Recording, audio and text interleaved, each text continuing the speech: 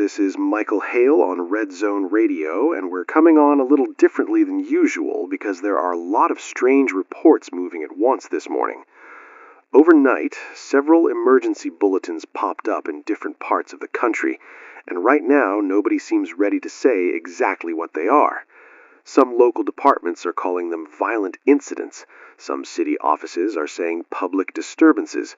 A few hospital statements are using medical language that, frankly, only makes this sound more confusing. We've been going over the wire for the last 20 minutes, and it's weird. Not just one city, not just one neighborhood.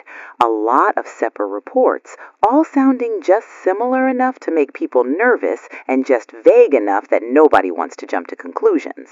Which is what we are not going to do. We are not doing panic radio at 6 in the morning. We are not turning rumors into the end of the world. A lot of things can look bigger before sunrise than they really are. Coordinated street violence, a bad drug batch, copycat assaults, false videos. We've seen all of that before. Still, it's unusual. Miami, Seattle, Phoenix, Atlanta, Chicago, Dallas, Baltimore, and now scattered reports in New York. Police alerts, ambulance chatter, traffic camera clips, phone videos. Enough that we decided to stay with this and bring you updates as they come in. So, if you're just tuning in, here's what we know and what we don't. We know there were multiple reported attacks overnight and into early morning in cities across the country. We know some of those incidents involve what witnesses are describing as unusually aggressive behavior. We know hospitals in a few cities are receiving people with severe bite injuries. We do not know whether these incidents are connected. We do not know whether there's a confirmed medical cause. We do not know whether some of what's spreading online is real. And before anyone texts in, no, Michael, this is not because Mercury isn't retrograde. Thank you, Jenny. That narrows it down. I'm just saying, people are already posting theories and it's not even fully daylight. Let's go to the phones. Sarah, in Miami. You're on Red Zone Radio. Tell us what you saw. Hi. Yeah, I'm in Coconut Grove. I was walking my dog maybe 40 minutes ago, and there was this guy on the sidewalk near the park entrance. At first, I thought he was drunk or sick or something because he was just swaying there. Then this jogger came by, and the guy just launched at him. I mean, really launched. Knocked him sideways, and then he started, I don't know, clawing at him, biting him. I know that sounds crazy. Take your time. You're doing fine. Was this one attacker, one victim? At first, yeah, but then the jogger started moving weird, like he was in shock. He was thrashing on the pavement, not yelling, right? Not talking, just making these awful sounds. And people around them didn't know whether to help or run. Did you see police or paramedics arrive? I heard sirens. I left before they got there. I had my dog and there was blood and everybody started screaming. I just ran. You did the right thing. Get inside, lock your door, stay off the street for now until local authorities give more guidance. And Sarah, one more question. Did the attacker look intoxicated, drugged, homeless, injured? He looked sick, gray almost. But that could have been the light. I don't know. He just looked wrong. All right. Sarah, thank you. I know that's upsetting. Stay safe. Gray skin. Dawn light does funny things. Panic does too. A violent assault is awful enough without our brains trying to fill in the rest. Sure, but biting is showing up a lot. It is. Let's talk about the social media side, because that's where half the country is getting its information before coffee. We've got clips and posts from Seattle, Phoenix, and Atlanta, all using basically the same language. Crazy people attacking strangers, people biting people. One guy got tased and kept coming. A lot of these are unverified. Some of them look like prank content. Some of them are way too blurry to trust. But there are a lot of them. The internet is undefeated at turning confusion into theater. That said, when you start seeing the same description from cities that don't know each other, it at least gets your attention. There's one post here from Phoenix. My cousin works overnight security and says the ER is full of bite victims. Another from Seattle says, whatever's happening, don't go downtown. Another from Atlanta says, this is not a riot. These people are sick. Could still be bad information bouncing from city to city, but here's where it gets harder to ignore. Chicago emergency departments have now issued a statement through one hospital network about what they're calling an unusual influx of assault victims presenting with severe bites and subsequent aggressive behavior. That is real. That is from a hospital. Medical language, careful wording, but real. Subsequent aggressive behavior feels like the line everybody's going to keep replaying. It does. It could mean trauma response. It could mean intoxication. It could mean hysteria. Medicine writes carefully because medicine doesn't like guessing. I've got Tom and Dallas on line 2. All right, Tom, you're on the air. Man, I'm on I-35, and I don't even know if I should still be driving. There was this dude in the middle lane just attacking cars, smashing his hands on windows, throwing himself at traffic. Somebody clipped him with an SUV hard, and he rolled, got back up, and went after another car. Tell me exactly what you mean by got back up. I mean, he got hit and stood up. I don't know what else to call it. Maybe adrenaline, maybe drugs, whatever. But people were honking and swerving, and then a truck jackknife trying to miss him. Whole highway's a mess. Did law enforcement arrive? State troopers were trying to get through, but traffic's frozen, and everybody's filming instead of moving. That sounds about right. Listen, Tom, stay in your vehicle if you can move it somewhere safe. Don't get out to help unless authorities are already there. And don't approach anyone acting erratically. Understood? Yeah, but this ain't normal. No, it doesn't sound normal. Get off the highway if you can and go home. Bath salts is going to be the comparison everybody uses for the next hour. Except now it's Dallas and Miami and Chicago and Seattle. And maybe 10 fake videos mixed in for every real one. Let's keep some perspective. He shuffled papers he had already read twice, but Jenny noticed he kept returning to the same printout from the wire service. She knew that habit. Michael only did that when he didn't like the shape of a story but hadn't found a clean way to say it yet. The station wasn't loud at that hour. It never was. Morning prep, producer half awake behind the glass, traffic board glowing, newsroom monitors running muted footage from local affiliates and national feeds. The problem this morning was that every muted screen looked wrong. Not dramatic, not cinematic, not the kind of obviously catastrophic image that would force every channel to one story and hold it there. Just little pockets of confusion. Sirens, crowds backing away, police tape, a body on a sidewalk with 3 people arguing over whether to touch it. Jenny refreshed her screen again. Jenny? What? We've got reports from 15 cities now. Same rough pattern, unprovoked attacks, biting, victims becoming violent. That's not internet nonsense anymore. No, it's not. He leaned closer to the microphone. If you're listening in the tri-state area, we are now seeing enough consistency in reports from around the country to say this is something more than isolated street crime. That does not mean we know what it is. It does mean you should use common sense. Avoid crowds. Avoid confrontations. If you see someone behaving erratically or violently, do not approach them. Call emergency services if you can get through. The line from Baltimore crackled in their headphones. Their producer motioned frantically and patched it through for a test. You hearing us? Red Zone, you there? We lost comms for a second. Hold on. No, shut that door. Shut that. The sound clipped out. Michael turned to the glass. The producer raised both hands in a helpless gesture. What was that? Could be anything. Bad connection, somebody yelling in the newsroom, morning mess. Sure. Another line lit up. Maria in Brooklyn, you're on Red Zone Radio.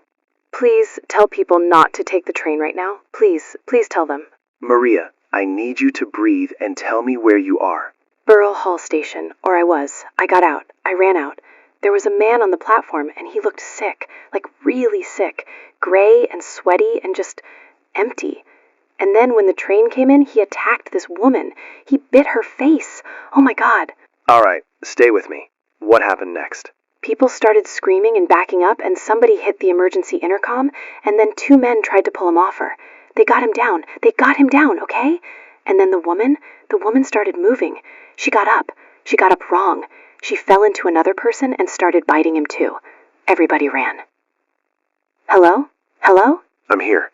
Maria, listen to me. You are safe now. I'm outside. I'm by the courthouse. I can still hear sirens. Good. Stay outside. Do not go back underground. Find a place with other people, preferably a business or office lobby with security, and stay there until the authorities issue instructions. That woman was dead. She looked dead. I know how that sounds, but she looked dead. You are in shock. You saw a traumatic assault. Your brain is trying to make sense of something terrible. Do not be alone right now. Find people. Get somewhere secure. Okay. You did the right thing by calling. Thank you. He cut the line slowly. Jenny was looking directly at him. You don't believe what you just told her. I believe people in shock misremember details. And if they don't? Then we wait for facts. A new alert slid across Jenny's screen. She read it once, then again. We have an official statement. CDC says they are aware of unusual medical incidents in multiple states and are investigating a possible infectious component, advising the public to avoid contact with affected individuals. There it is. That's the first federal acknowledgement. Infectious component. All right, folks. That changes the tone of the morning a little. We still do not have a diagnosis. We still do not have a confirmed cause. But federal health authorities are now asking the public to avoid direct contact with affected individuals. So do that. Stay home if you can. Delay your commute if you have the option. Keep your kids inside for the moment. Don't crowd hospitals unless you absolutely need to. And send us what you're seeing. But please don't put yourself in danger to get a video. This is not the morning to chase content. We're supposed to be off shift later this morning. That is probably not happening. There's too much coming in and too little explanation. So we're staying with this. We'll keep taking calls, keep checking the wires, keep trying to separate the real from the nonsense. He paused, almost like he was trying to decide whether saying the next part would calm people or only expose how little he actually knew. Let's not panic. There is almost certainly a rational explanation for this. Maybe more than one. But whatever it is, it's happening in enough places now that you should take it seriously without losing your head. Stay with us. We'll be here. You're back with Red Zone Radio. It's now just after 7 Eastern, and we need to be honest with you. This is no longer a handful of strange overnight incidents. Reports have now come in from more than 40 cities across the country. Local police, hospitals, and witnesses are all describing some version of the same thing. Sudden violent attacks, bite injuries, victims becoming aggressive afterward, and emergency response systems already under strain. We've been reviewing more footage as it comes in. Some of it's fake, some of it's cropped or reposted or mislabeled, but enough of it is real that it's changing how everybody in this room is looking at this story. And how we're talking to you about it. We are still not going to speculate beyond the evidence, but the evidence is getting uglier by the minute. Their producer slid a note under the glass. Dr. Peterson confirmed. Former CDC consultant. Line 4. Michael nodded. We've got Dr. Alan Peterson on the line, former CDC consultant and infectious disease advisor. Doctor, thank you for joining us on short notice. I wish it were under better circumstances. So do we. Based on what's publicly known right now, what are you seeing? Caution first. Nobody should pretend there's a full picture yet. But from the reports I've reviewed, this does not match any normal outbreak pattern I've ever seen. The violent component is highly unusual. The apparent transmission through bites is deeply concerning. And the lack of pain response being reported by witnesses and some emergency personnel, if accurate, is not something I can explain with any standard pathogen. Are you saying this is infectious? I'm saying authorities are right to treat it as potentially infectious until proven otherwise. If someone is acting violently, disoriented, and especially if biting is involved, do not approach them. Do not attempt to physically restrain them unless you have no choice. A lot of people are comparing this to drug psychosis. Drugs don't explain this scale, this geographic spread, or some of the physiological descriptions I'm hearing. I'm not telling people to panic. I am telling them this appears to be serious, fast-moving, and unlike anything in the standard emergency playbook. Doctor, off the record, if you were talking to your own family this morning, what would you say? There was a short silence. I tell them to stay inside, lock doors, fill containers with water while utilities are still functioning. Keep a radio on, and avoid hospitals unless the situation is life-threatening, because emergency departments are likely to become points of concentrated exposure. That one landed in the room like a stone dropped in a sink.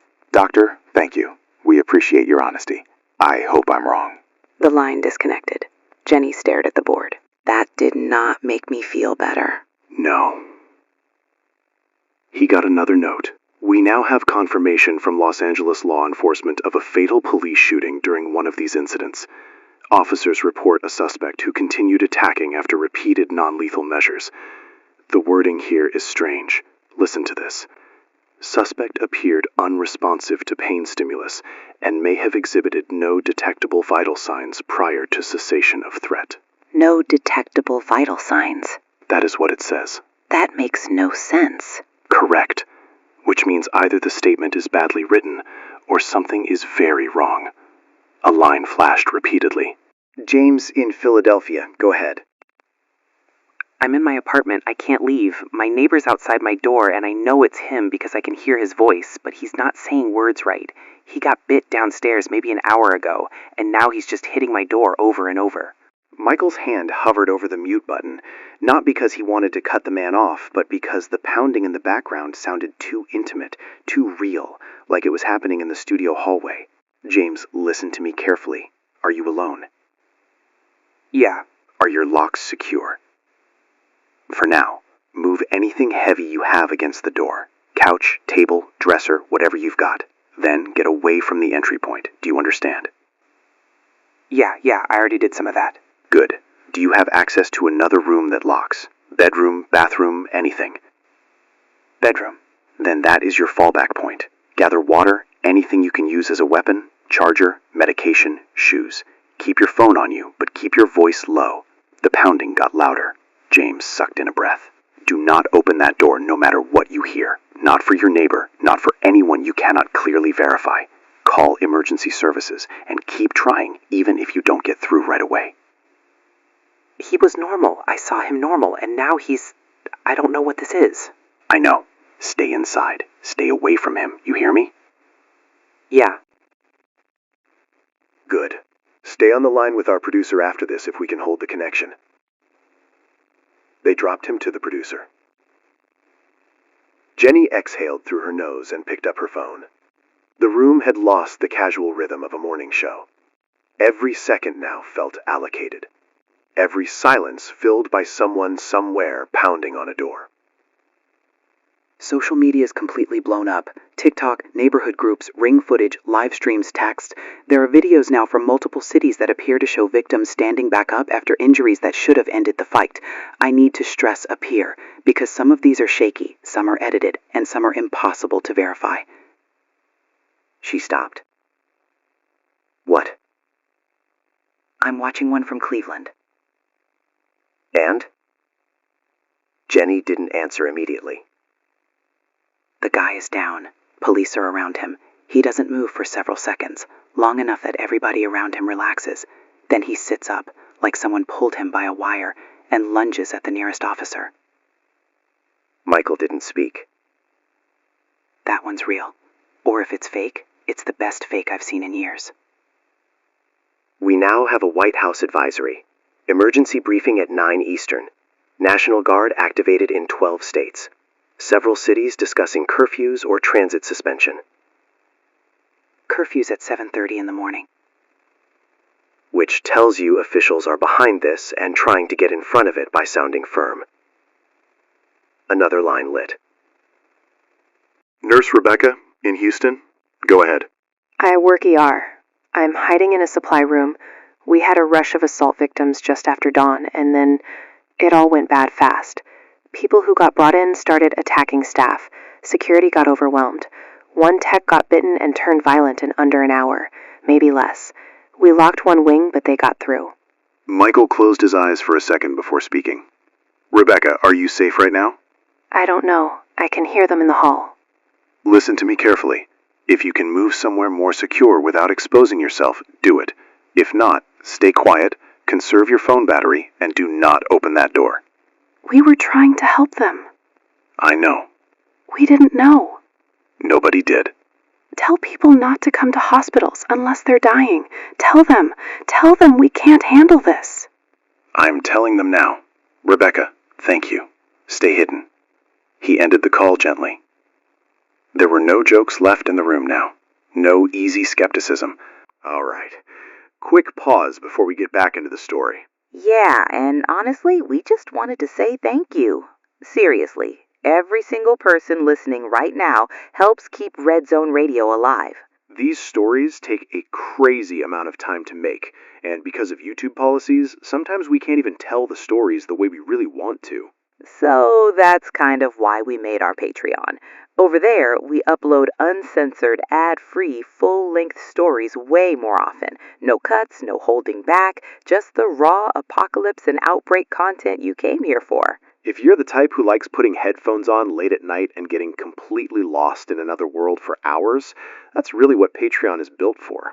And members also get early access to upcoming videos before they hit YouTube. Plus, people in the community can suggest story ideas that could actually become future episodes. We'll still keep dropping free stories here every week, no matter what. That's not changing.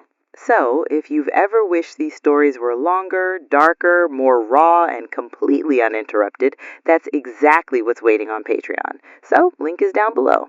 All right, radio's back on. Only the labor of staying composed, because the audience needed voices that didn't crack. We're also getting repeated reports from police departments in several states that neutralized attackers are reanimating. That is the word one internal memo used. Reanimating. Which is not a word anyone wants to use on a live broadcast before the federal government gives us plain language. But it is the word being used. Michael's phone buzzed. Jenny's buzzed a second later. She looked down, red, and went pale. What happened? My sister, Boston. Her building's on lockdown. She says they're screaming in the hallway, and management told everybody not to open their doors for any reason. Michael's face changed, but only for a moment. Text her back. Tell her to stay put. Keep us updated. I should go. And do what? Drive into this? You can't help her from the turnpike. She's alone. And right now, a lot of people are, including everyone listening to us who has nobody else telling them what's happening. That stung, because it was true. Jenny swallowed and nodded without liking it. All right, listen to me, because I'm not saying this lightly anymore. I don't know what this is. I don't know if it's a disease, a neurological event, or something nobody has a name for yet. But it is spreading fast. If you are safe, stay where you are. Lock your doors. Stay away from anyone acting erratically, violently, or sick. Don't go looking for confirmation. Don't go filming strangers for social media. We are going to keep doing everything we can to figure this out together. The way he said together sounded like a promise he wasn't sure he could keep. You're listening to Red Zone Radio. It's 8:30 Eastern. If you have children in the car, this may not be the hour to keep us on speaker. We are receiving calls from all over the country, and many of them are from people in immediate danger. The situation is worsening rapidly. We are going to continue to be careful, but we are no longer going to pretend this is isolated. The calls coming in now are different. Not I saw something strange. Not my commute is weird. People are trapped. People are barricaded. Emergency services in multiple cities are not responding, or are responding too slowly to matter. We also now have an emergency national address from the president. The White House has declared a national emergency. Several metropolitan areas are under de facto martial law conditions. National Guard and active duty military units are deploying to major population centers. The public is ordered to shelter in place and avoid contact with infected individuals. Infected individuals. That's the strongest official language yet. It is. He glanced down to his notes. The address also referenced an extreme threat to public safety and said federal agencies are coordinating a full response. What it did not include was an explanation anybody can use to understand what's happening in their apartment building right now. The line for Atlanta had been blinking constantly. We have a family in Atlanta on line 1. Sir, you're on the air. A man answered in a whisper that kept breaking into panic. We're in Decatur. Me, my wife, my little boy, my little girl. We've got furniture against the doors and windows in the living room. The people next door, I don't know if they're sick or what, but they've been hitting the wall between our units for almost an hour. We can hear others outside too. I need to know where to go. Michael looked at the city map on the wall as if it could possibly help a man hundreds of miles away. I'm going to be honest with you. I do not have a safe route to give you. Not right now. In the background, a child was crying. Then another voice, probably the mother, trying to hush them without sounding scared and failing. "We can't stay here forever." No, but moving at the wrong moment could kill you faster than staying put. Listen carefully. If your barricade is holding, keep it that way. Fill every container in the apartment with water. Gather food, medicine, tools, blankets. Stay away from doors and windows. If you have to move, move only if that position is clearly compromised, and only together. Do not split up. Are they people? Are they still people? Michael did not answer fast enough. Tell me the truth. I don't know what to call them yet. I know they are dangerous. I know they spread whatever this is through bites or bodily exposure, and I know you should not let them in. The man exhaled shakily. My son can hear you. Just say something for him. Michael swallowed. Buddy, if you can hear me, listen to your dad, okay? He knows what to do. Stay quiet. Stay brave. Stay close to your family. The line went silent, then disconnected. Jenny rubbed both hands over her face once. Cell networks are now overloaded in several areas. We've got reports of service dropping across parts of California, Georgia, Pennsylvania, and New York. Some neighborhoods are losing power. Major highways are jammed. There are pileups in multiple states from people abandoning vehicles or trying to drive around incidents. Evacuation sounds instinctive. It also sounds lethal if every road turns into a parking lot with no police presence and no medical help. We're seeing the first footage of National Guard units engaging crowds in city centers. Quarantine zones are being announced and then apparently breached before they're fully set up. That is happening too fast. Another line. Officer Marcus in Detroit, go ahead. A man's voice came on, dry and strained, somewhere between command and collapse. Off-duty DPD. Or maybe that word doesn't mean much anymore. I'm in the evidence room at my precinct because it's the only door in this place that still locks right. Most of the guys are gone. Some dead, some turned. We brought in 3 bite cases from a domestic scene just after dawn, and after that everything snowballed. Tell me what you're seeing, Marcus. I'm seeing people keep moving after damage that should stop anybody. I'm seeing officers waste rounds because center mass isn't doing what center mass is supposed to do. I'm seeing panic make every bad decision happen faster. People run to their cars. Cars trap them. People run into the street. Street fills with more of them. They're everywhere now. Are there any organized police operations still functioning where you are? Maybe in pockets. Not from where I'm sitting. Dispatch was screaming 20 minutes ago. Then nothing. Do you think help is coming to you? Marcus laughed once. Humorless. No. Then stay where you are as long as that room holds. Save your ammo. Don't waste movement. Don't open that door unless you have no choice. Lady, I already know that. Good. Then keep knowing it. Tell people to stop waiting for somebody to save them. That window's closing. The line cut. Michael looked up at the camera in the studio as if he did see through it, into every kitchen and dashboard and office break room still tuned to them. Major media outages now. Several television networks have lost local feeds or gone dark in specific markets. One national morning show appears to have ended abruptly. A cable studio in Atlanta was reportedly evacuated during a live hit. We are also hearing from smaller stations that entire buildings are locking down. Which means the number of functioning voices people can hear and trust is shrinking fast. Or at least the number they can hear. Trust is its own problem. Nurse Rebecca's line flashed back to life before the producer could fully patch it. Rebecca, can you hear me? All they got first was breathing and the echo of a large indoor space. I made it to the parking garage. I'm in a stairwell. There are people everywhere down here. Some of them hurt. Some of them, I can't tell anymore. The hospital's gone, you understand me? It's gone. I understand. Can you get to your car? Maybe. There's movement between rows. I can hear them hitting the doors of the ambulances.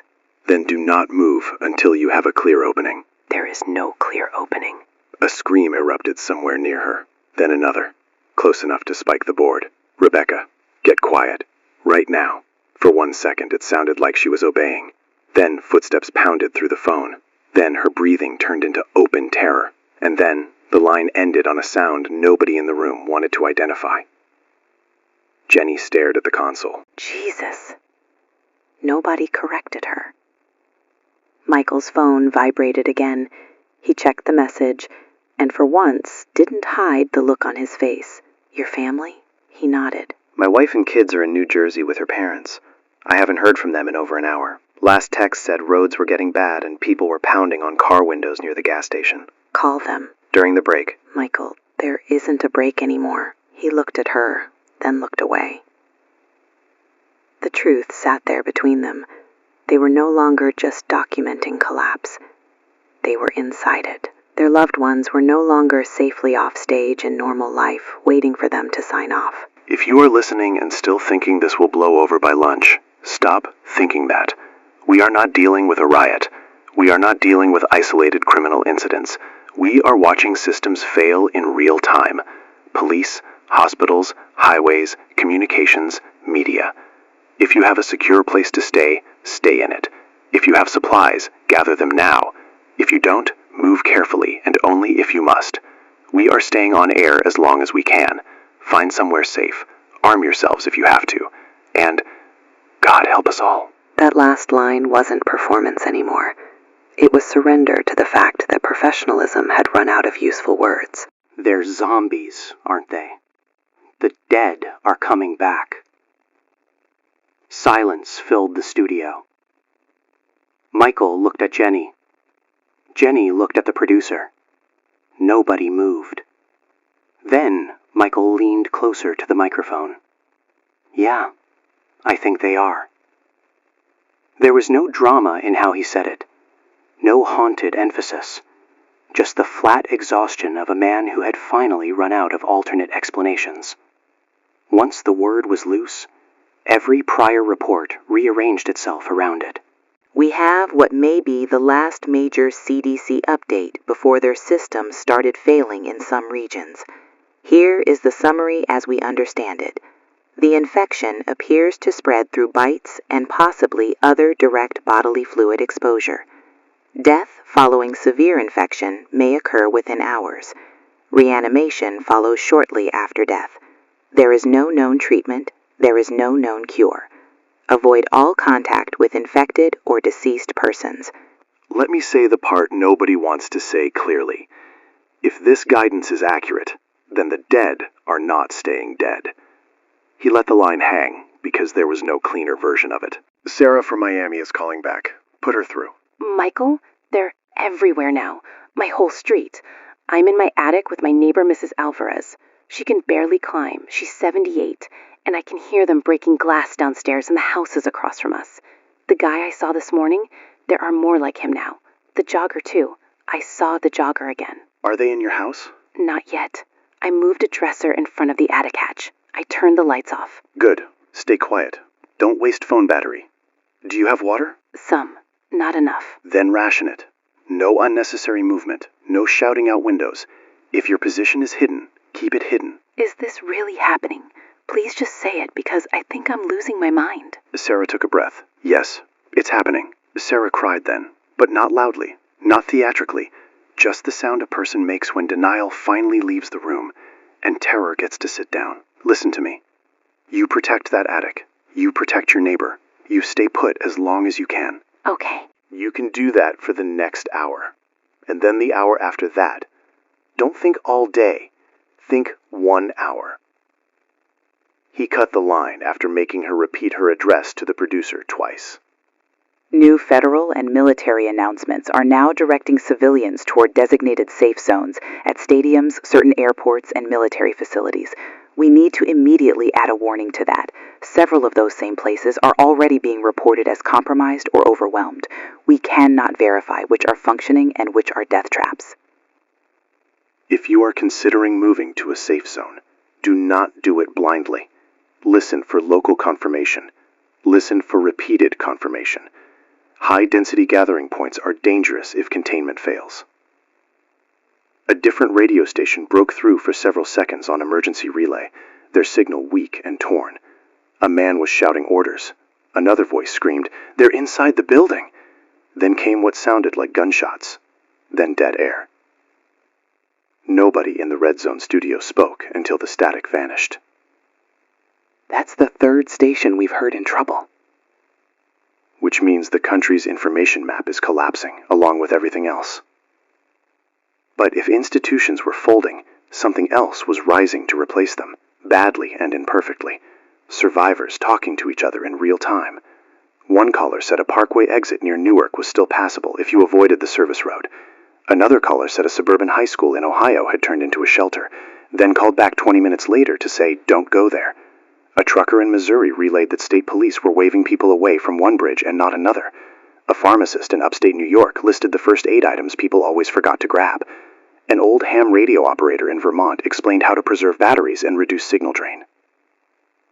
Michael and Jenny stopped behaving like hosts on a show and started behaving like switchboard operators for a shredded country. We have the Miller family in rural Montana. Go ahead. A man answered with the quiet steadiness of someone who had land, distance, and enough self-control not to waste either. We're out on a ranch west of Billings. Been watching this since dawn. Roads out here still clear. We've got livestock, fuel, wells, some fencing, some rifles. My wife wants to head north, Canada. My son says stay put. Which is it? Stay put. That fast, huh? Cities are chaos. Highways are unpredictable. You have water, land, visibility, and distance. People in dense areas would kill for what you already have. Fortify where you are. That's what I figured. Bring in anyone you trust if they can reach you safely. But don't advertise what you have widely. And once people arrive, quarantine anybody with bites or suspicious symptoms away from the main group. Understood. You've got one of the better positions I've heard all day. Keep it that way. Appreciate it. That call did more for the audience than 10 official statements had. It suggested some people, somewhere, still had choices. Then the global reports began to push in. Short, incomplete, but enough. The UK, France, Japan, similar outbreaks, same symptoms, same collapse of normal language. Not an American failure, not a domestic attack, something wider, something that had crossed oceans before anyone even admitted what it was. If you were still hoping this was isolated, it isn't. We have confirmed reports from overseas now. This is global. Which means there is no waiting for another country to solve it for us. He heard a sound then. Not on a line, not in his headset, in the building. 3 heavy impacts somewhere beyond the studio door. Both hosts froze. The security guard was supposed to check in every half hour. He was already 20 minutes late. Jenny stood. Don't. We need to know if that's him. No. We need to survive not knowing. He got up, crossed to the studio door, and slid the lock manually. Then he looked through the narrow glass panel into the dim hall and saw nothing except fluorescent light and emptiness, which was somehow worse. He returned to the desk. We may have movement in the building. We're staying put. The guard hasn't checked in. I know. He faced the microphone again, because what else was there to do? Listen carefully. This is our world now. Use whatever word you want. Infected, undead, zombies, reanimated. But stop wasting time on the label if the label keeps you from the rule. They are dangerous. They spread through contact. They outnumber us where density is high, and their numbers are growing every hour. But we are alive. We are still ourselves. Stay with us, and stay alive. It's just past noon here in New York. We have to start talking about this as a survival event, not a temporary emergency. Based on everything we're hearing, repeat, hearing, because official numbers are lagging far behind reality. Millions may already be infected nationwide. Some cities are effectively gone in all but name. Rural areas and isolated communities are doing better, at least for the moment. Which means the conversation changes. It's not just what is this anymore. It's how do we stay alive through tonight, through tomorrow, through the next week. One of the most useful calls of the day came from a construction crew in Ohio. Go ahead, you're on.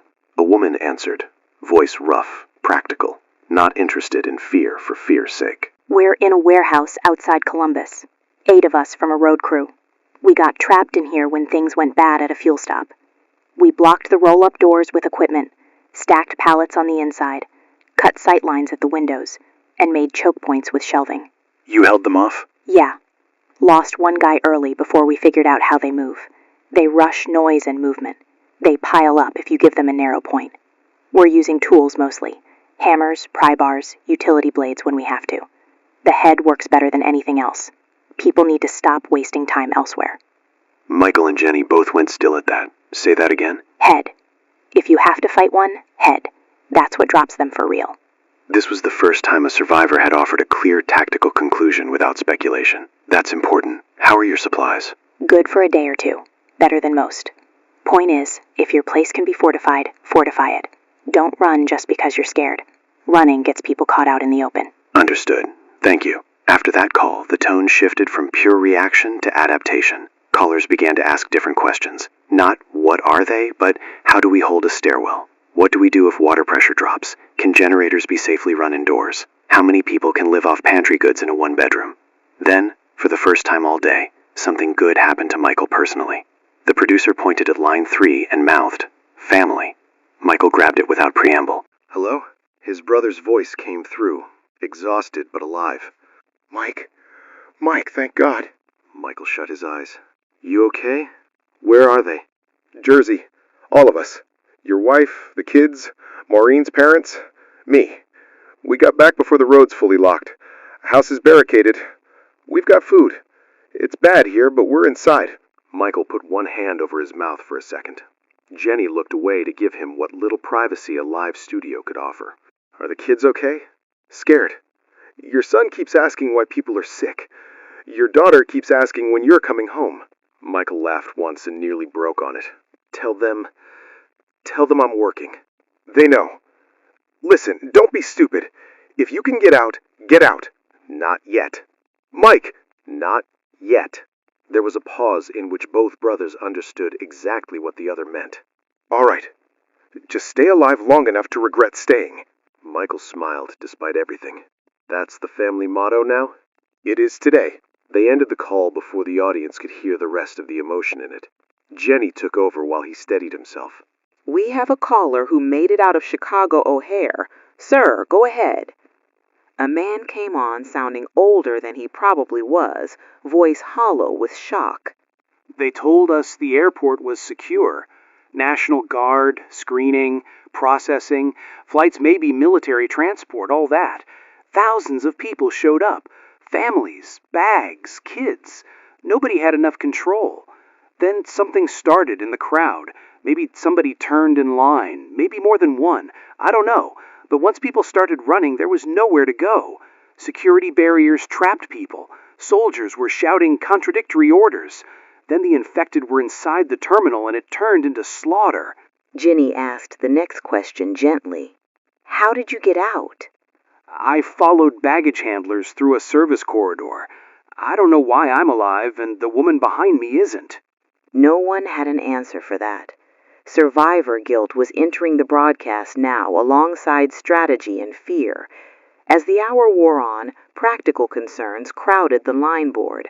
Food, water, insulin, baby formula, battery life, pets, elderly parents on oxygen, apartment dwellers with only canned tomatoes and cereal, office workers trapped with vending machine snacks and no way home. The old world hadn't vanished all at once. It had snapped into 1,000 little domestic emergencies, each one impossible to solve at scale. Then came the call that changed the emotional center of the day. Emily, you're on. A teenage girl answered, trying very hard to sound older than 16, and only partially succeeding.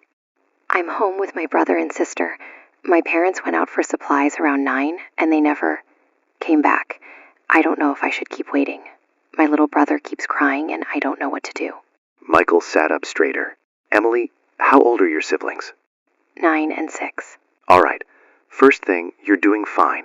You called. That was smart. Are your doors locked? Yes. Windows? I think so. Go check only the ground floor ones if it's safe to do so. Fast and quiet. Then come right back to the phone. There was shuffling. A minute later she returned, breathing harder. Done. Good. Now listen. Fill every sink, tub, bottle, pot, and pitcher with water. Put shoes on everybody. Gather blankets, flashlights, chargers, food you don't need to cook, any medicine in the house. Choose one room as your safe room, preferably upstairs if you have one, with a lock or something heavy to block the door. We have my parents' bedroom. Good. Move there before dark. Bring your siblings with you. And Emily, do not open the door for your parents unless you can clearly verify it is them and they are not injured. There was silence. What if they're hurt? Michael forced the answer out, because lies would kill faster than truth. Then you still do not open the door unless you are certain it is safe. Your job right now is to protect the 2 kids with you. Emily made a sound halfway between a sob and a swallowed protest. I know that's unfair, but it's your job anyway. Okay. You can do this for one night. One night. That's all I'm asking from you right now. Okay. When the line dropped, Jenny had tears in her eyes and made no effort to hide them. The station itself now had to become part of the story. They could no longer pretend they were neutral observers in a sealed booth. The office tower around them was mostly empty. Some employees in other suites had fled. Others had tried to shelter in conference rooms and stairwells. Their engineer had done an inventory of the station's assets and came into the studio with the results. 5 people total if they stayed. Michael, Jenny, the producer, the engineer, and 1 newsroom assistant who had refused to leave because the streets below looked worse than the hallway. Supplies, snacks, bottled water, a first aid kit, maintenance tools, cleaning chemicals, office furniture, flashlights, and a generator capable of keeping essential equipment alive for a limited period if building power failed. So what are we doing? We fortify. No one argued. They moved filing cabinets, locked side entrances, blocked the stairwell door as best they could from inside the suite, assigned bathroom water storage, counted batteries, counted flashlights, counted painkillers, counted the stupid things too, because collapse was made of stupid things. Granola bars, extension cords, duct tape, plastic zip ties, scissors. Then they went back on air. We've made the decision to remain in the station and keep broadcasting. We're on the 5th floor of an office building. We have limited supplies, and for now, this is as secure a position as any we're likely to find moving through Manhattan. So we stay. And while we stay, we keep passing along information. Official military update says forces are pulling back from some city centers to establish defensive perimeters outside the worst zones. Let's say that in plain English. In many places, they are giving up downtown areas and trying to hold whatever they still can. Which means if you're in the middle of a dense urban area, do not assume rescue is coming quickly. Plan around delay. Plan around absence. Outside, the light had begun to lean toward afternoon. People listening from safe rooms and basement corners and locked bathrooms knew the same thing the hosts did. Night was coming, and night belonged to fear in a way daylight never fully could. We need to talk about darkness. Survivors are already reporting that once visibility drops, everything gets worse. Not because these things see better in the dark necessarily, but because we don't. Panic rises, movement gets harder, misidentification gets more likely. So prepare now, before sunset. Water, food, weapons, barricades, lighting you can control, a bathroom plan if you're sheltering in one room, a contact plan if you get separated. Think ahead while your brain still can. He looked through the studio glass at the people who had chosen, or failed, to leave. They were all moving with that same brittle concentration now, the kind that only holds as long as everyone keeps pretending the next task is manageable. He turned back to the microphone. We made it through the first day's daylight. Barely. We know that. But we're still here, still broadcasting. So whatever room you're in, whatever city you're in, whatever you've lost already, stay alive through tonight. That's the goal now. Just stay alive. You're listening to Red Zone Radio. It is 6 o'clock in New York, and darkness is starting to settle across a country that has no idea how much of itself it still has left. We need to be direct now. Power grids are failing in multiple states along the East Coast. Some failures are temporary, some are not. Entire neighborhoods in Boston, Philadelphia, Baltimore, and sections of New York are reporting outages or unstable service. If your power is still on, treat that as temporary. Charge everything. Fill water containers. Use the light while you have it. Hey, can we pause for just a second? Yeah, just real quick. First, if you're still here with us, seriously, thank you. That means a lot. You could be anywhere right now, and the fact that you choose to spend your time inside these stories with us, we don't take that lightly. Exactly. A lot of time, work, and honestly, a lot of heart goes into building these worlds for you.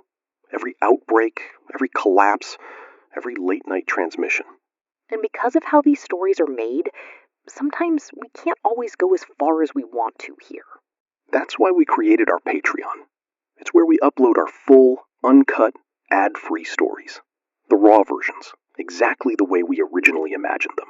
If you love getting lost in these long realism stories, the kind that let you escape reality for a while and disappear into another world, that's really what Patreon is built for. Members also get early access to upcoming episodes. And honestly, one of our favorite parts, you can suggest story ideas. And some of those ideas end up becoming future broadcasts. No pressure at all. We're just grateful you're here, listening. All right, radio back on. Callers are also reporting something else, and we want to be careful here because fear can create patterns where none exist. But enough people from enough places are describing the same thing that it's worth saying out loud. The infected seem more dangerous at night. Maybe not because they see better, maybe because people make more mistakes in the dark, maybe because survivors panic faster when they can't see a threat coming. Either way, night is when a bad situation gets worse. The engineer reappeared behind the glass and lifted one finger, then pointed down. Generator ready. Michael nodded. If you're sheltering in place tonight, reduce your visible light if you can do so safely. Close curtains, cover windows, stay away from silhouettes, and keep your noise down. We have more and more reports that the infected respond aggressively to sound and movement. A line lit up from rural Virginia. Michael, Amanda, you're on Red Zone Radio. A woman answered in a whisper so taut it felt like a wire stretched to breaking. I'm in Farmville. Little farmhouse, nothing around me but fields and 2 empty lots. I thought being out here would help. It did at first, but now they're all around the house. Michael leaned toward the microphone. How many is all around? I counted 6 before dark. I can hear more now. They keep dragging along the siding.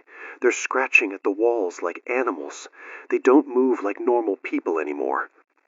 Are the doors holding? Front and back, yes. Kitchen door I nailed shut. Windows downstairs are boarded except for one over the sink, and I shoved a cabinet under it. I've got a shotgun and maybe 15 shells. Then you do not waste a single one unless something breaches the house. What if they stay all night? Then you stay all night. That house is better than the road, better than your yard, better than any attempt to run. Pick one central position where you can hear both entrances. Keep the lights off. Keep the phone dim. If they don't breach, you don't engage. They make this sound like they know I'm here. They probably do, but knowing you're there and reaching you are not the same thing. The house is your advantage. Use it. I haven't heard another living voice in 6 hours. You're hearing one now. Stay with us as long as you can. He handed her back to the producer for a moment, then took a long breath. Their engineer patched in from the hallway. We're going to lose building power, he said. Maybe tonight, maybe sooner. Then get us clean on generator before it happens, Michael replied. The station wasn't built to become a bunker, but now every object acquired survival value. The maintenance closet wasn't a maintenance closet anymore. It was fuel, batteries, duct tape, and brooms that could be broken into handles. The break room wasn't a break room anymore. It was water, canned soup, coffee filters, sugar, shelf-stable milk, and packets of salt. The conference room chairs had become barricade material. The printers had become dead weight to block interior access points. The engineer returned 10 minutes later and gave them the number nobody wanted to hear. 3 days of fuel if we're conservative, maybe less if the load spikes. Michael repeated it on air. For transparency, our own situation here is limited. We have generator backup and maybe 3 days of fuel if nothing goes wrong, which means something will definitely go wrong. So while we're still broadcasting, we are also making plans for how to keep information moving if this station goes silent. We've got an ugly update out of Pittsburgh. A military-designated safe zone that was being circulated all afternoon as secure appears to have fallen hours ago. Survivors who headed there expecting protection walked into a collapse already in progress. We cannot stress this enough. Do not assume any checkpoint, arena, airport, or so-called relief center is still functioning just because someone posted it online this morning. A mail caller came through from a highway outside Harrisburg, gasping and trying not to sob. Derek, go ahead. I'm in my car. I was trying to make it to my sister's place. I'm low on gas. There are 3 of them behind me. I think 3, maybe 4. I can see them in the mirror whenever the headlights catch them. They're not even running right. They just keep coming. Where are you exactly? Side road off 22. I passed a diner maybe 10 minutes ago. I think I blew one of my tires. I can hear the rim. Keep driving until the vehicle absolutely dies. Do not get out while it still moves. I don't think it's going to last. Then, when it stops, you need to lock the doors, kill the interior lights, and get your feet up so they don't see movement. Do you have anything you can use as a weapon? Tire iron. Good. That's last resort only. Not first move, last move. Is there any building nearby? I can't tell. It's too dark. There was a scraping thud through the phone. Derek shouted. Derek, what happened? One hit the back. Oh, God. Another one's on the hood. The line filled with engine strain, metal grinding, then the explosive crack of impact. Derek, answer me. They heard his breathing, ragged, then glass shattering, then screaming, then nothing but static. Ginny kept staring at the board like she could will it back to life. No one spoke for several seconds. Michael finally lowered his eyes to the script pages he no longer needed. That was the first time we lost somebody live while trying to guide them. It probably won't be the last. The honesty of it chilled the room more than any scream had. A new caller from Denver came in from a rooftop with 11 others, all trapped above an apartment building whose stairwell had become impassable sometime before sunset. How many of you are up there? 12. 2 kids, 1 woman with a broken ankle. We've got maybe half a case of water and some snack food. Are you visible to anyone in the street? Not anymore. It's too dark. Any access from adjacent rooftops? Maybe 1, but there's a gap. Then your best chance is to stay where you are until daylight and conserve everything. No yelling unless you see living people within range. No flashlight signals unless you're certain it won't draw the infected at lower levels to your position. Is rescue coming? Jenny looked at Michael. Michael looked down. Not tonight. I'm sorry. Not tonight. After the line cut, the room stayed silent longer than before. The emotional weight of the day had been pressing against Jenny in visible stages. Jaw tight, shoulders locked, eyes too wide, attention splitting between the broadcast and her phone. At around 8:30, while Michael was reading an update about government officials relocating to continuity bunkers, she put both hands flat on the desk and bowed her head. Michael reached for her mic switch and lowered it a fraction. "You okay?" he asked softly. She laughed once, sharp and humorless. "No," she said. "No, I'm not okay." That much, at least, was simple. She stood and stepped back from the desk, covering her mouth with one hand as she crossed to the studio corner.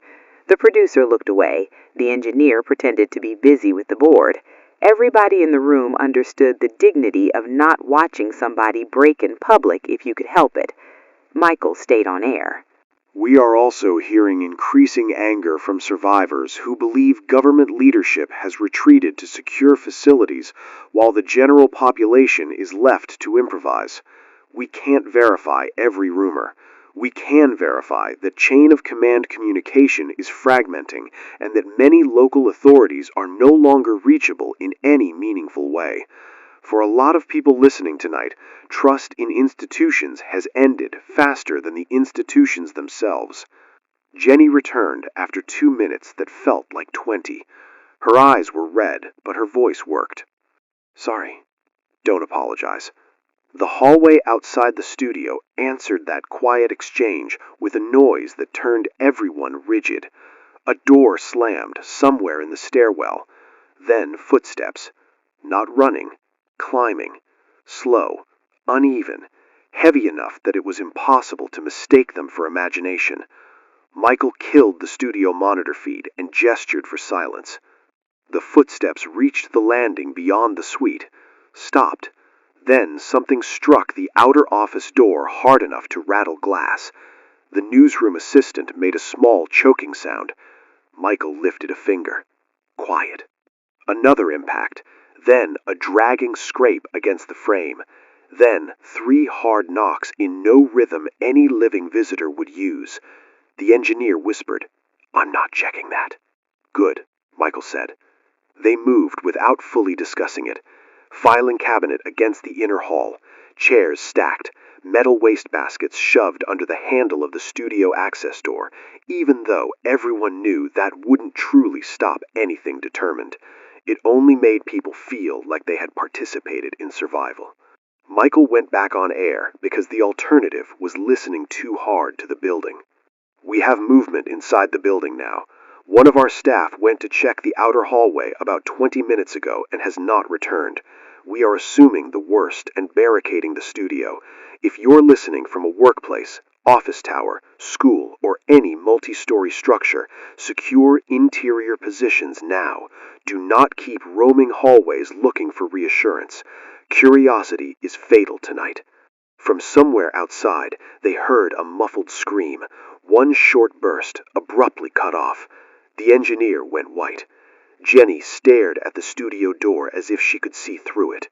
Michael's voice shook for the first time all night, but he didn't stop. "We're locked in. We have limited supplies. We have maybe 2 days, maybe 3, before fuel becomes a problem. And whatever is in this building with us, it is not leaving. But we are not stopping. Not yet. To everyone listening in the dark, you are not alone in it." This is Red Zone Radio. It is 6 in the morning on day 2. If you can hear us, then we made it through the night and so did you. That is not small. We took turns on watch. Something stayed outside our studio door for hours. It never got through. Building still compromised. City still compromised. Country still. Well, you know. But we're here. Daylight is helping us assess what's left. That's the good news. The bad news is the assessment is brutal. The overnight fragments had congealed into something like a national picture, not precise, not official in the old sense, but broad enough to matter. Major cities on both coasts were either lost or actively being lost. Dense urban centers had become feed zones. Suburbs in some regions were holding only because the infected hadn't reached full concentration there yet, or because residents had slammed shut enough doors fast enough. Military lines existed, but not in places most trapped civilians could reach without crossing miles of chaos. Based on military fragments, emergency relays, and survivor traffic, we are hearing estimates that 30 to 40% of the U.S. population may already be dead, infected, or unaccounted for. Repeat, that is not an official census figure. That is a composite of rapidly moving reports. But no version of the number is good. We also made brief shortwave contact overnight with a broadcaster in the UK. Europe appears to be falling faster in some areas due to density and travel corridors. Parts of Asia went dark even earlier. Australia may have isolated pockets holding. No one has a clean overview. Humanity is not gone, but civilization, as people understood it 2 days ago, is. A familiar line came through. "Emily's calling back. Put her on." She sounded different before she said more than 3 words. Not older exactly. Harder. As if the space between childhood and whatever came next had been erased while she was barricading a bedroom door. We made it. Michael closed his eyes briefly. "Good. Tell me everything you can." We stayed in my parents' room, like you said. We filled the tub. My sister slept. My brother cried until like midnight, and then he stopped. I thought maybe they'd come home, but Someone started hitting the front door around 1 in the morning. Then later, the back. I didn't answer. Michael let that settle before asking the question he had to ask. Did you ever confirm who it was? A long silence. My dad came back around dawn. Jenny looked down. And? He was making sounds. He kept saying my name, but not right. He was bleeding from the neck, and his shirt was torn up. He was hitting the bedroom door by the end. I waited until he stopped. Then I went downstairs. Her voice stayed flat from sheer effort. Emily? I used the fireplace poker. No one in the studio breathed. Your brother and sister okay? They didn't see. Good. I don't feel good. You're not supposed to, but you protected them. That matters now more than how this feels this second. What do I do with him? Michael swallowed. You don't move him unless you absolutely have to. Keep the kids away from the area. Close the room if you can. Open windows elsewhere if it's safe, and focus on the living. Just the living. Okay. I'm going to have our producer keep your line. We're not losing you. When she was gone, the studio felt smaller. The calls that followed were less about immediate shock and more about systems people had never expected to manage themselves. Water, waste, food rotation, burn care without hospitals, diabetics trying to preserve insulin in failing power conditions, apartment buildings where the upper floors still held but lower floors had been lost. A man from New Jersey called about municipal water pressure dropping to almost nothing by morning. Jenny handled that one, walking him through filling every remaining container, siphoning from water heaters if necessary, and boiling or purifying whatever he found once taps went dry. By 7:30, the conversation had shifted fully from survive the attack to survive the week. Then came a call that cut through all the practical talk and hit the old world directly. Caller, you're on. A man answered in a voice wrecked by crying and stubbornness. My wife got bitten yesterday. I locked her in the basement. She's down there now. She keeps hitting the door sometimes. Sometimes she just scratches. Sometimes she sounds like herself, or like almost herself. Am I a monster? Jenny stared straight ahead before answering. No, I left her there. You did what kept you alive long enough to ask the question. She was my wife. I know. If I go down there, maybe I should let her out. Maybe I should, I don't know, end it. Is that murder? Is that mercy? There was no clean moral language left for this world. Jenny understood that whatever answer she gave would become part of someone's private theology of survival. I can't give you a word that makes this pure. There isn't one. But if she is turned, then the person you loved is not coming back the way you mean it. What's left is dangerous to you and to anyone else with you. Don't go down there alone. Don't do anything impulsive. Wait until you can act safely or with help. There is no help. Then wait until you can act without dying too. The man cried quietly, thanked her, and disconnected. More callers followed, but what emerged from them was not just despair, it was organization. A former Marine named Jackson came through from suburban Kansas, his group occupying a shopping mall that had been cleared, fortified, and turned into an improvised compound. Jackson, tell people what you've built. We've got 52 alive right now. 2 former military, 1 retired cop, a nurse practitioner, some mechanics, some regular folks who listen well. We closed access points, mapped every entrance, set watch rotations, moved supplies interior, not in a flood, but if somebody's within range and isolated, yes. Better a group with rules than 10 families dying separately in cul-de-sacs. What's your rule number 1? No bites inside. Doesn't matter who it is. Doesn't matter how much people beg. Michael wrote that down even though he would never forget it. As those calls accumulated, a new role settled on the station. They weren't just witnessing anymore. They were becoming a node in a living map.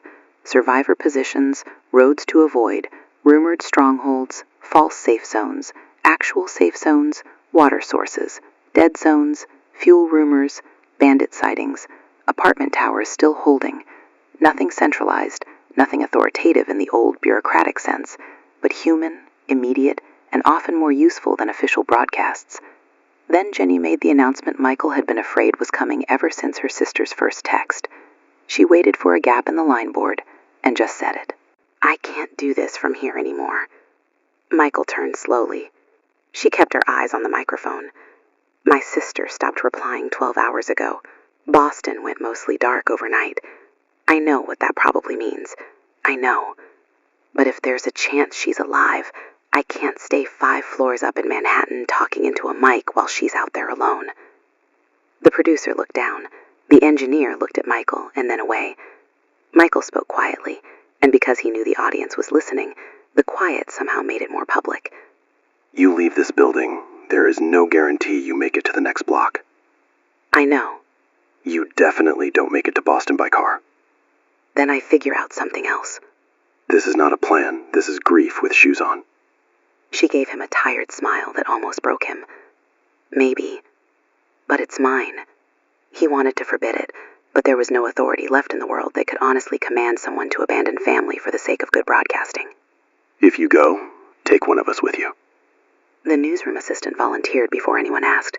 She had family in Connecticut and had spent all night staring at train maps that no longer mattered. They spent 20 minutes preparing, like that preparation could meaningfully influence the streets.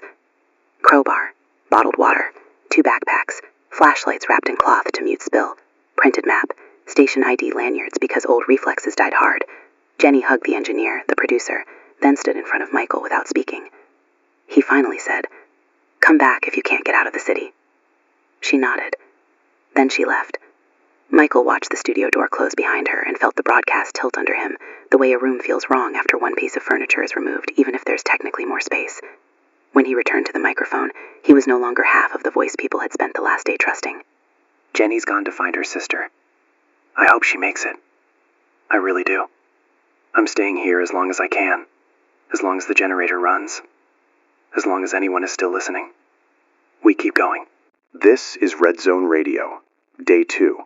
We're going to spend the next few hours doing something that would have sounded impossible yesterday morning, talking not only about collapse, but about adaptation. We're getting more calls from organized survivor groups, places that aren't safe exactly, but are functioning. Communities, outposts, compounds, neighborhood coalitions. Pockets of people who have stopped waiting for the old world to return and started building a new one out of whatever the old world left behind. The first round of check-ins came rapid fire. A Montana compound with 47 people, livestock, a well, and perimeter patrols. A small island community off Florida with 23 survivors using boats as mobile supply links and cutting the bridge access to keep the mainland threat out. A Midwest farm collective now sheltering over 60 people across 3 connected properties, using grain silos for lookout positions and electric fencing repurposed as warning lines. Michael relayed them carefully, never oversharing coordinates on open air, learning in real time that information could save lives, but also end them if given too freely. Then came a call that introduced something even more dangerous than hope: possibility. "Dr. Sarah Chen, you're on Red Zone Radio." A woman answered, clipped and exhausted, trying to sound like a scientist while every convention of science around her had shattered. I'm a clinical researcher out of St. Louis. I'm calling because I was bitten yesterday. Not deep, but enough. I isolated immediately because I assumed I was done. Fever, chills, elevated heart rate, all of it. But I didn't turn. It's been over 24 hours now. I'm still here. Michael straightened. "You're sure it broke skin? Yes. And you've had no progression to the violent stage?" None. I'm weak but lucid, and I'm not the only one. I've had 2 reports from colleagues of similar delayed or absent conversion. Very rare, but enough to suggest some people may resist full transformation. The producer lifted his head from the board. "Are you saying immunity?" "I'm saying we do not know yet. Resistance, partial immunity, delayed expression, genetic factor, viral load issue. Could be anything, but it means the infection pathway may not be absolute in every single exposure." The station suddenly seemed to inhale. "That is the first genuinely hopeful medical development we've heard." Careful with the word hopeful. If the ratio is 1 in 10,000, it changes nothing for today. But for the future, Maybe. Michael thanked her, then repeated the warning 3 times for the audience. Do not test this. Do not assume you are special. Avoid bites at all costs. Hope could kill people as effectively as denial if packaged wrong. The practical intelligence of the new world followed close behind. A tech-savvy caller from Oregon spent 10 minutes explaining how survivors could use ham radio, basic solar setups, salvaged car batteries, and local mesh networking to keep communities talking after internet collapse. Another caller described creating chalk signal codes between apartment buildings. A retired electrician explained safe generator ventilation and how not to poison yourself trying to keep a light on. Then Michael took a call that recentered the disaster in ways numbers never could. Caller, go ahead. A woman answered with the controlled voice of someone suppressing fear because children could hear her. My name's Patricia. I drive a school bus. Yesterday, when this started, I had 15 elementary kids still on my route. I couldn't get them home. Roads were blocked, phones dead, parents not answering.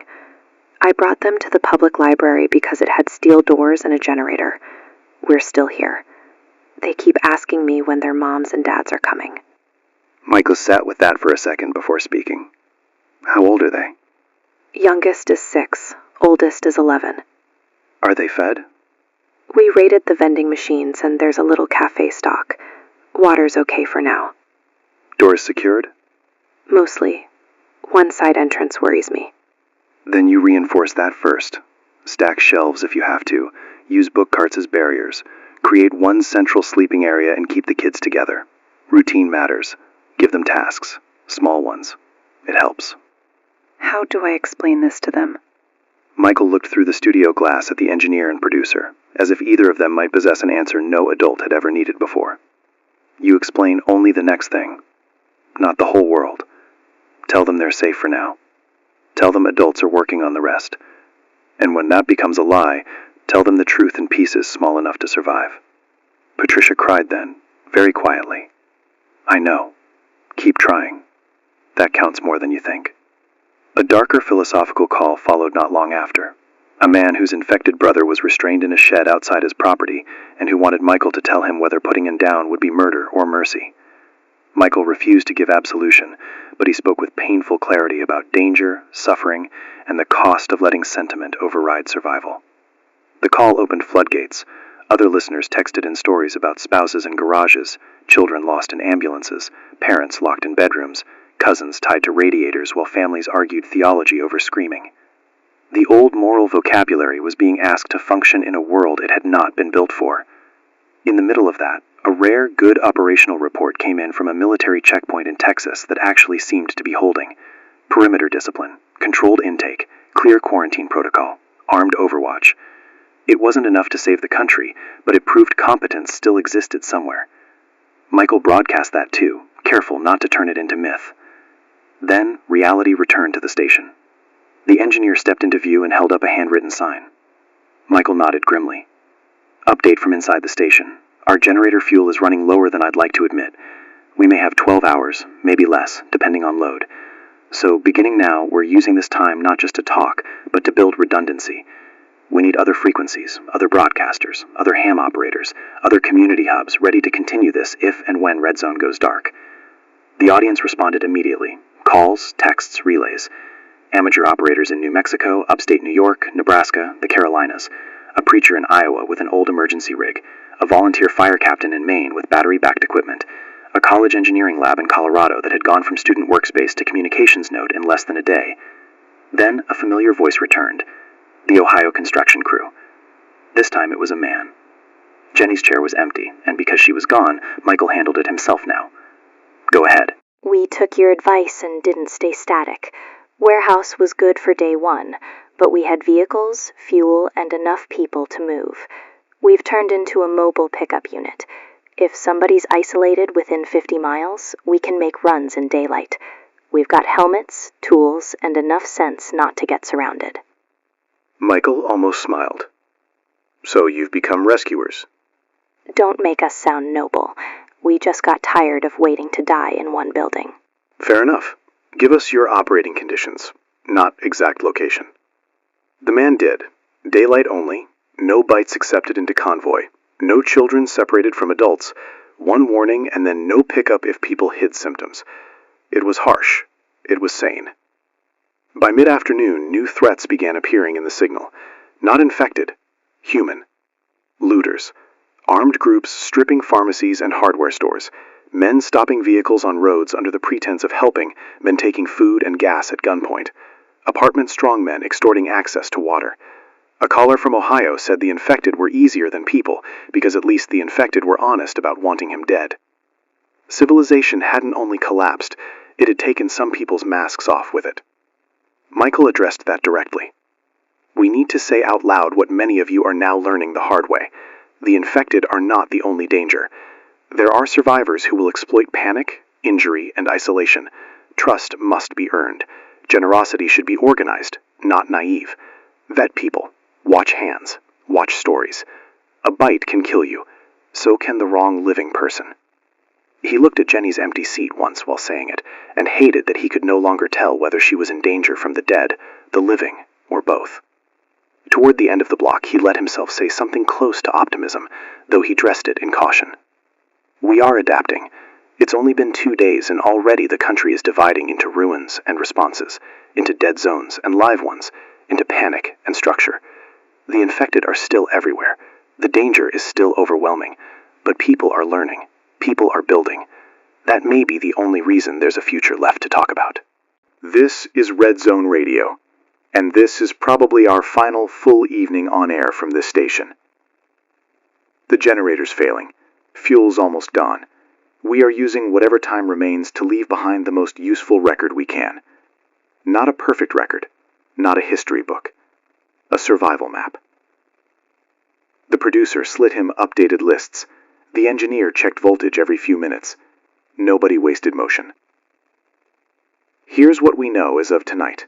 Several interior safe regions appear to be holding more effectively than the coasts, particularly parts of Kansas, Oklahoma, Texas, and segments of the Mountain West.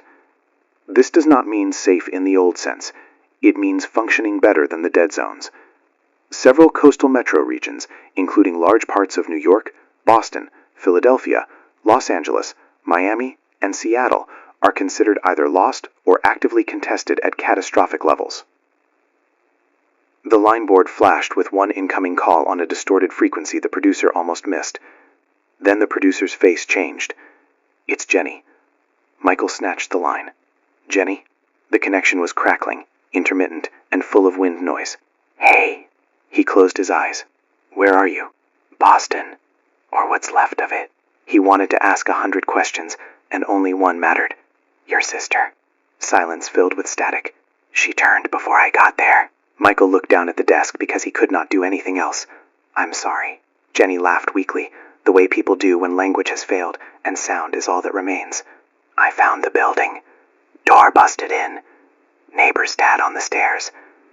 She was in the apartment. I knew it was her from the bracelet. Michael felt the room recede around him. Are you safe now? Another silence. Shorter. Worse. No. The engineer turned away. What happened? I got bit this morning getting out of Back Bay. Thought maybe it was a scratch. It's not. Favors up. Hands shaking. I'm in some church basement with 2 people who won't come near me. Smart of them. Michael's fingers dug into the desk hard enough to whiten the knuckles. Listen to me. Maybe you're one of the resistant cases. Maybe. Don't do that for me. He stopped. I called because I didn't want the last thing between us to be me walking out angry. Michael almost laughed, almost cried, almost said all the stupid small things people say when they still believe time is stretchable. Instead, he said, You weren't angry. I was, she replied. Just not at you. The line crackled hard. Are you alone? Not exactly. But yes, for the part that matters. He couldn't save her. There was nothing left to organize, no route to give, no barricade trick, no better timing. Only witnessing. You helped a lot of people. So did you. Not enough. There was never going to be enough. He covered his mouth with one hand. The whole country could hear him failing to be composed now. And somehow, that no longer felt like a professional sin. Don't let them remember me as the one who bailed. I won't. Good. The line thinned to almost nothing. Tell people to keep moving inland if they can. Don't trust tunnels. Don't trust crowds. And, Michael? Yeah? Thanks for making room for me on day one. He made a sound that might have been a laugh and might have been a sob. When her line finally cut, there was no scream, no theatrical collapse, just static swallowing one voice and leaving the other behind. Michael removed his headphones and set them back on with visible effort. The producer was crying openly now. The engineer kept checking the same cable because tasks were easier than grief. Michael went back on air because that was who he was, and because she would have hated anything sentimental enough to stop the work. That was Jenny. She made it to Boston. Her sister did not. Jenny she helped save this broadcast when it mattered most. She gave people clarity when clarity was rare. If you're alive because of something you heard on this station in the last 2 days, some of that belongs to her. He took the next calls like a man placing stones over an open grave. Emily called from a safe community she had reached with her siblings after neighbors finally organized a breakout at dawn. Amanda from the farmhouse had survived the night and linked up with 2 nearby families. The Montana Miller family now had 20 refugees and were building something that resembled a town more than a ranch. The Kansas Mall Group had crossed 100 survivors and were recording red zone segments for archival training. Those calls mattered because they proved that the broadcast had not only narrated death, it had bent some paths away from it. Michael aired the last major official update they ever received in near full form. Central secure zones holding better than expected. Government continuity operations rumored to be centered around Denver. Estimated U.S. losses between 60 and 70% in the worst projections. International contacts suggesting island nations and isolated communities had the best survival chances. Then his brother called. "Tell me you're still okay." "We're okay. Safer than okay, actually. Military convoy moved us this afternoon. We're inside a secure perimeter now. Kids are fed. They keep asking about you." Michael bowed his head. "Good. Come in if you can." Michael looked around the studio. The mic, the notes, the dimming lights, the empty chair where Jenny used to swivel sideways when she wanted to read a text from a listener without sounding too emotional. "I can't make it." "You don't know that." "I do." There was no argument in the next silence, because both brothers knew what kind of man Michael was, and what kind of ending he had already chosen without saying it. "Then hear me anyway. You did enough." Michael smiled sadly. "No such thing. To them, maybe not. To us, yes." The generator coughed once under the floor. The engineer held up 3 fingers. Minutes. Michael shifted from personal to procedural with the discipline of somebody sealing his own tomb while dictating instructions. He read out frequencies for remaining broadcasters. He named regions where signal relays might still be functioning. He summarized the headshot rule without dwelling on it. He repeated the no bite inside rule until it felt carved in stone. He reminded listeners to store water, quarantine the exposed, reduce noise at night, avoid crowded rescue points without confirmation, distrust rumor but not repeated pattern, protect children from information they couldn't use, and keep some record, written, spoken, remembered, of who had been lost and who had helped. Then the first bank of studio lights died. The room dipped into amber emergency illumination. The producer switched them to battery backup. Michael kept going. If power drops completely, if you're hearing this on a loop later, know that the world did not end everywhere at once. Some people held. Some communities formed. Some roads stayed open longer than they should have. Some strangers became family faster than blood. Remember that. The collapse is real. So is the resistance. The console beeped twice. Voltage alarm. He looked at the final line on his page and almost crossed it out, then chose not to. "This is Michael Hale, Red Zone Radio. If you're hearing this recording later, I'm probably gone. Maybe the station is too. But if you're listening, you're alive. Keep fighting. Keep living. Remember us. Remember what we were before this. And when you can, build something better than what let people die alone in cities while the truth was still being negotiated. This is the last transmission. Goodbye." The signal thinned, fluttered, and went dark.